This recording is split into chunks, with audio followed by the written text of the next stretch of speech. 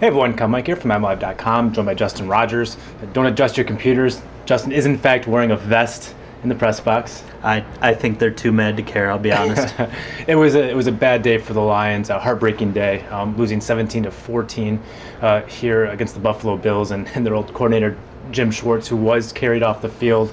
Adding a little insult to injury for the Lions. What's your big takeaway from this game? You know, this game played out similarly to the way I thought it'd play out. In terms of final score, had Henry converted the field goals that I thought he should have made, you know, you're looking at a 9-point win, but more of a defensive game on both sides.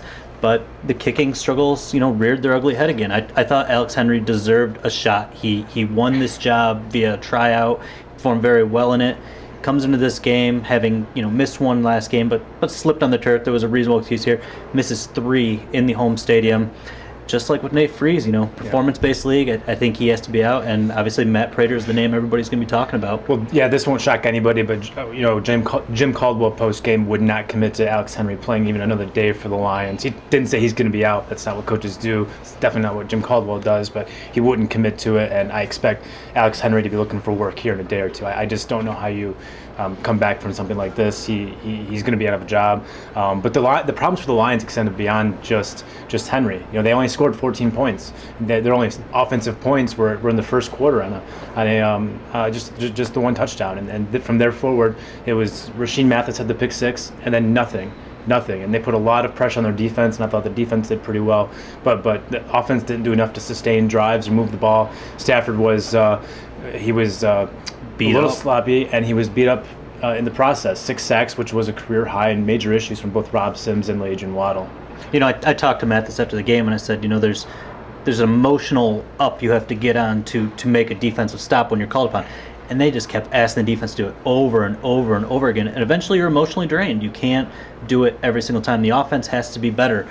We expected a lot from the offense this year. The players expect a lot from the offense this year. It hasn't been clicking. It starts up front. Sims was bad. Waddle was bad. Reef gave up his first sack of the year. Warford hasn't been that great all year. They got beat up badly by a Bills defensive line that was rushing 3 and 4 all day. That is a nightmare scenario for an offense. I thought Stafford was sloppy. I thought he held on to the ball too long, and I thought Joe Lombardi's game plan was weak. I didn't think he made enough adjustments going into the second half. I thought he needed more short, crisp routes to get rid of the ball to counteract that pressure, and he didn't do it. Jim Schwartz had a good game plan for this offense. It looked like he knew how to exploit what they were trying to do. Stafford told us after the game, the Bills only blitzed twice. They blitzed only twice, and they still got him for 6 sacks. I mean, you're just not going to win too many games. You're not going to have too good of an offense if you're getting sacked 6 times, facing 3- and 4-man rushes. That's what happened for the Lions. But let's not forget, too, they were missing in this game. Joique Bell didn't play. Theo Riddick didn't play. Reggie Bush left the game with an ankle injury in the second half. So you're finishing the game with a fullback, Jed Collins, and George Wynn, who's making his NFL debut. And then at receiver, obviously, you're missing Calvin Johnson. He left the game, I think it was the third quarter. He left in the third quarter. So you're missing your big guy, and, you know, some guys stepped up. Golden Tate stepped up, but by and large, not enough guys stepped up in the absence of all those injured pieces. You know, George Wynn, I thought maybe has run the ball just straight up, carries up the gut better than any Lions running back this year against a Bills defensive front that's been very formidable against the run. You know, I don't think the run game was the big problem. Obviously, losing Reggie Bush took away some of the dynamic. I asked around with Calvin Johnson. He didn't get targeted in the first half. I asked how much the injury was affecting him going in, whether they expected him to be a full complement in the game plan. And Golden Tate and Reggie Bush told me, that he wasn't as restricted as he was last week. He wasn't even restricted very much at all. When they did finally throw to him one pass, he re-aggravated that ankle, and I think really disrupted what they wanted to do the second half. Well, when you're getting as much pressure as the Bills were with 3- and 4-man rushes, you can afford to throw guys at Calvin. And we saw that safety shading over the top the whole game, so he just didn't have many opportunities when he was out there. I'm circumspect on the fact that he's healthy, because, I mean, a healthy Calvin at least gets targeted, if not catching several passes. We've seen it before. We saw it all last year. He's getting his knee drained every week and hit a perpendicular finger and still put up 1,800 yards, whatever it was. And he just did not. He was a non-factor in the first half. Caught his first ball in the third quarter, got knocked out. Just an awful game for him, and you have to be really concerned about his availability going forward. You have to, I think, at least entertain the prospects of sitting him next week, because he hasn't been right for a couple of weeks now, and this is you can't let this linger throughout the season. And even Jim Caldwell, after the game, he said that they haven't determined whether this is a long-term injury or not. I think there is some concern that this could linger for a week or two. I didn't think that Johnson needed to come into this contest. He said he was doing better this week than he was before, and if he was good enough to go last week, he was good enough to go this week. When you think about sitting him as when he has a setback, today was a setback. I think taking him off the playbook for next week is probably going to be a wise move, depending on how he feels on Wednesday. Back to Schwartz quickly. This is what he did here. He rushed 3 or 4. He brought the wide ends, and it wasn't consistently successful.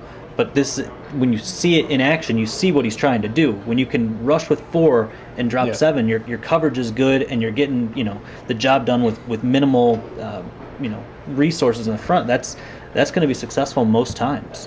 Big picture of this game, I think, really hurts the Lions. You get one up when you win on the road in the NFL, and that's what the Lions did last week. But then they gave it right back this week against the Bills. This is not just a winnable game, but a must-win game, in my opinion, if you're serious about competing for an NFC North title and that kind of thing, because they have a brutal schedule in the second half of the season, including that 2-game stretch at the end of the year in Chicago, in Green Bay. We've said it before, I think you have to win 10 games going into those final 2 games, and losing a second game and doing it in this fashion against this team, and doing it at Ford Field, a place where you're very good. And it was very winnable. You're up 14-3 in the first half.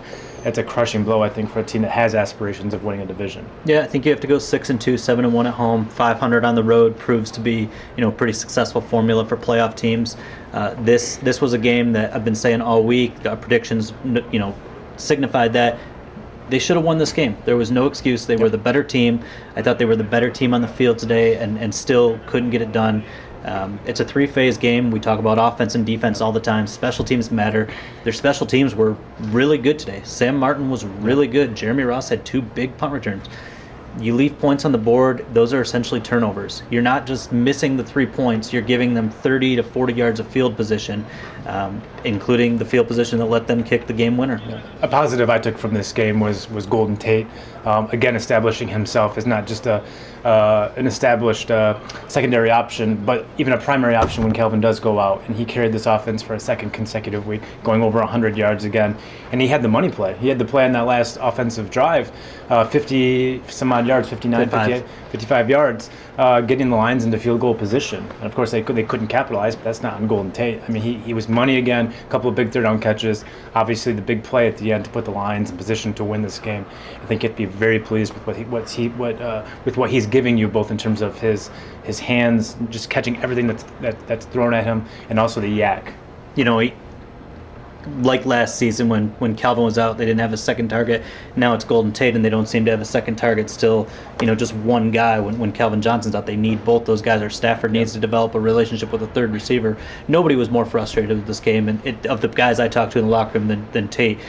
And he was really, of all the guys, he was most down on the field goal kicking situation. He feels like teams are actually going to start game planning against him to say, go ahead and kick the field goal, we dare you. Yeah. And he says, now we need to get in the end zone. Like, we feel like we need to get in the end zone. We're not confident with our kicking game, and that's where it's at right now with them. Tough day for the Lions. They fall back to 3-2 heading into a game next week in Minnesota, right back to the NFC North, and putting themselves kind of in a must-win position again for that competition in the North. We'll both be there, so keep it right here at MLive. For Justin Rogers, I'm Kyle Meinke. We are MLive. Keep it right here.